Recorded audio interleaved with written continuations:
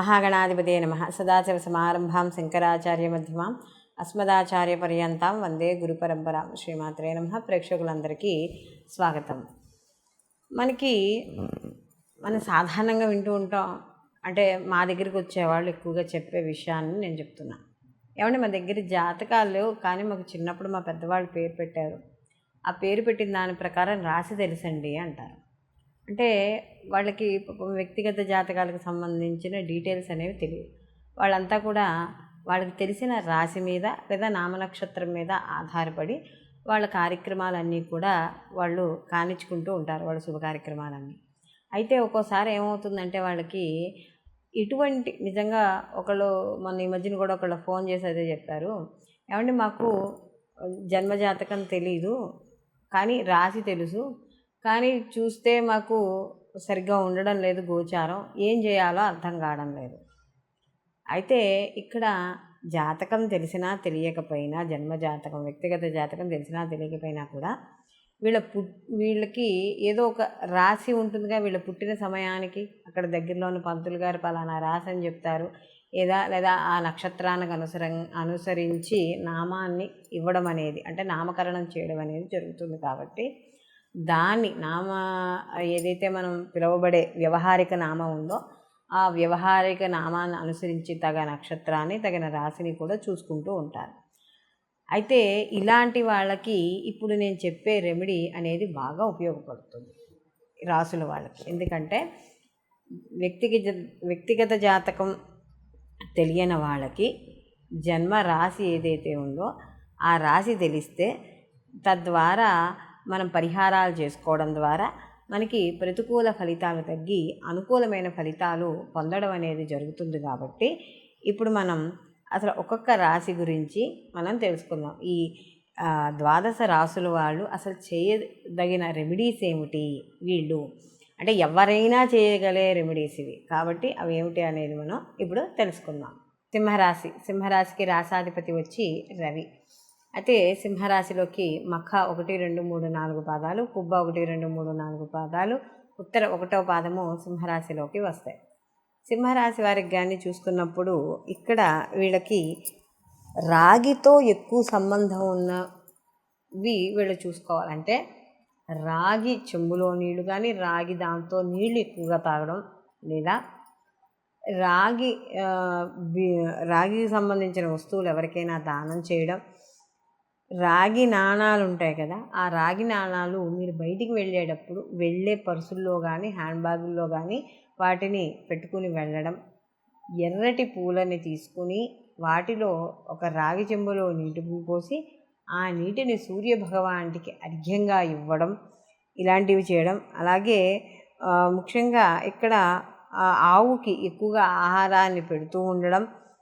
అలాగే వెండి బియ్యం ఏవైతే ఉన్నాయో ఆ వెండి బియ్యం ఉంటాయి కదా, ఆ వెండి బియ్యం అనేది ఎప్పుడూ కూడా ఉచితంగా అనేది తీసుకోకూడదు. బ్రాహ్మడైతే దానంగా తీసుకుంటాడు అనుకోండి, మిగిలిన వాళ్ళు ఎవరు కూడా ఉచితంగా తీసుకోకూడదు. అలాగే ఇక్కడ కాస్త కోతులకి వాటికి కూడా కాస్త ఆహారాన్ని పెట్టడం.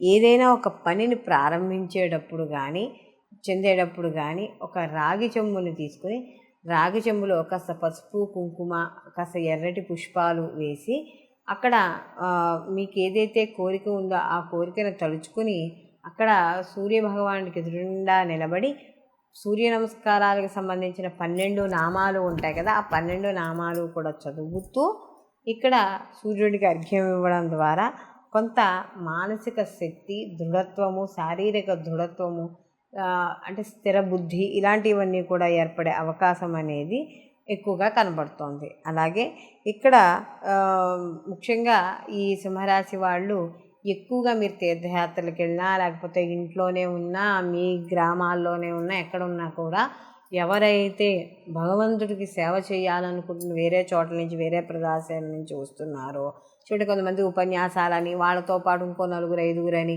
లేకపోతే స్వామీజీలు వస్తే వాళ్ళ వెనకాల కొంతమంది ఇలా వస్తూ ఉంటారు.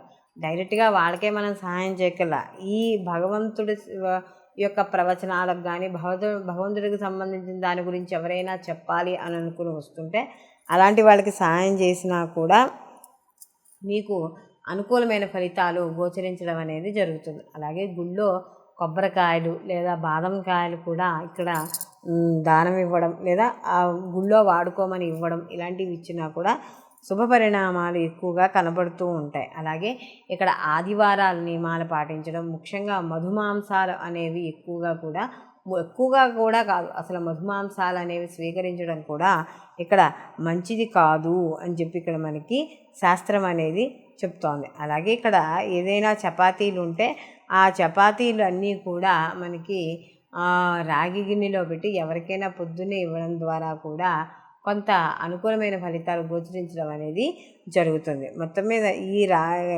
ఏదైతే ఈ రాశి వాళ్ళు ఉన్నారో ఈ రాశి వాళ్ళు మొత్తం మీద ఎక్కువగా ఉపయోగించే వాటిలో కూడా రాగిని ఎక్కువగా ఉపయోగిస్తూ ఉండడం అనేది చెప్పదగ్గ సూచన. వీళ్ళు మరిన్ని మంచి ఫలితాలు పొందడానికి వీళ్ళు ఈ గ్రహాలతో ఇవి చేసుకుంటూనే ప్రతి నిత్యము కూడా వీళ్ళు ఈ సూర్యాష్టకాన్ని కానీ సూర్య నమస్కారాలు కానీ ఈ సూర్యుడికి సంబంధించిన నామాలు కానీ నిత్యం పఠించుకోవడం, ఆదిత్య పారాయణ చేయడం ఇలాంటివి చేయడం ద్వారా వీళ్ళకి ఆరోగ్య పరిస్థితులన్నీ కూడా చక్కబడి వీళ్ళు ఏవైతే పనులు చేయాలనుకుంటున్నారో ఆ పనులన్నీ కూడా సకాలంలో పూర్తి చేసుకుని ముందుకు వెళ్ళడం అనేది జరుగుతుంది. అయితే ఇప్పుడు మనం చెప్పుకున్న రెమెడీస్ అన్నీ కూడా సాధారణంగా ప్రతి స్త్రీ కానీ పురుషుడు కానీ ప్రతి నిత్య జీవితంలో చేసుకునేవే. అంటే మనకి ఇప్పుడు మర్రి చెట్టు దగ్గర దీపం పెట్టుకోవడం అని కానీ, అదే రావి చెట్టు దగ్గర దీపం పెట్టుకోవడం అని కానీ, లేకపోతే మర్రి చెట్టుకి వెళ్ళి ప్రదక్షిణాలు చేసుకోవడం అని కానీ, ఏదో గోవు సేవ చేసుకోవడం అని కానీ, ఓ వస్త్రదానం కానీ, ఓ ఫలదానం కానీ, ఓ పూలదానం కానీ, ఓ నీటిలో ప్రవహించేవి కానీ, ఇవన్నీ కూడా ఏమిటి అంటే మనకి ప్రతినిత్యము మన నిత్య జీవితంలో వీటిల్లో మనం చెప్పుకునే వాటిల్లో ఏదో ఒకటో రెండో అయినా మనం చేసుకోగలిగేది. ఎందుకు చెప్తారు అంటే ఆయా రాసుల్లో ఆయా నక్షత్రాలకు సంబంధించినవి చేసుకోవడం ద్వారా మనకు ఉండే నక్షత్రాల ద్వారా వచ్చే దోషాలు, రాసుల ద్వారా వచ్చే దోషాలు ఏవైతే ఉన్నాయో అవన్నీ తొలగడానికి. కొంతమందికి కొన్ని అవకాశాలు ఉండవు. ఏమంటే మీరు నదిలో ప్రవహించేటట్టు చేయమంటున్నారు, అవి మాకు అవకాశం ఉండవు. నిజమే, నదిలో ప్రవహించే అవకాశం లేని వాళ్ళు కనీసము దానికి ఆల్టర్నేటివ్ ఇంకోటి చెప్పుకున్నాం కదా. ఇప్పుడు నదిలో ఒకరికి ఎర్రటి పుష్పాలు వదలడం కష్టం అవుతోంది, మరి ఏం చేయాలి అంటే దానికి ఆల్టర్నేటివ్గా ప్రతిరోజు గుళ్ళోకి వెళ్ళి ఒక 41 రోజుల పాటు క్రమం తప్పకుండా గుళ్ళోకి వెళ్ళి ఈ యొక్క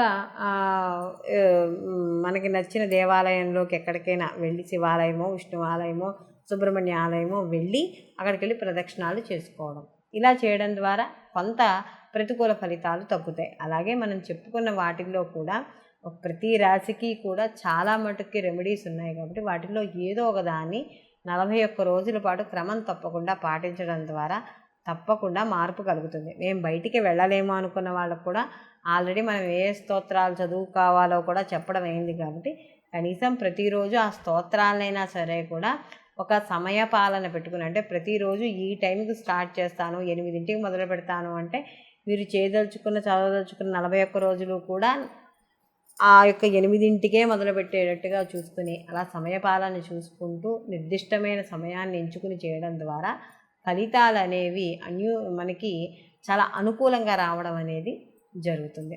సర్వే జన సుఖినో భవంతు, లోకా సంస్థ సుఖినో భవంతు.